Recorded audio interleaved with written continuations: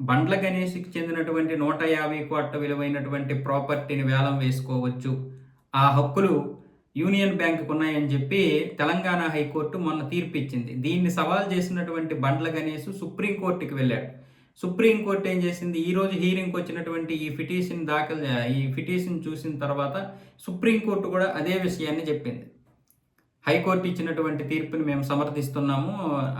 Union బ్యాంక్‌కి సంబంధించినటువంటి అన్నీ సరిగ్గానే ఉన్నాయి.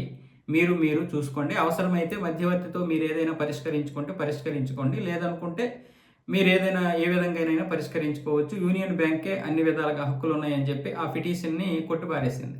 ఇప్పుడు బండ్ల గణేష్ 150 కోట్ల విలువైనటువంటి ఈ ప్రాపర్టీ విషయంలో మరి పోరాడడానికి ఏమీ లేదు. ఈయనేమంటాడంటే నేను చాలా వరకు బ్యాంక్‌కి కట్టాను.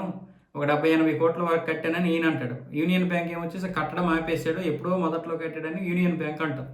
మొత్తానికి బ్యాంకులు ఏం చేస్తాయి, కరెక్ట్‌గా కట్టకపోతే వేలమేస్తాయి. ఇప్పుడు ఈ విషయంలో ఇది కొంత బినామీ ఆస్తులని కూడా కొంతమంది వాదించినటువంటి వారు కూడా ఉన్నారు. అయితే మొత్తానికి వచ్చే నెల 16వ తారీఖునే బండ్ల గణేష్ గారి అమ్మాయి వివాహం ఉంది. ఈ నేపథ్యంలో బండ్ల గణేష్‌కి ఇది గట్టి షాక్ అని చెప్పొచ్చు.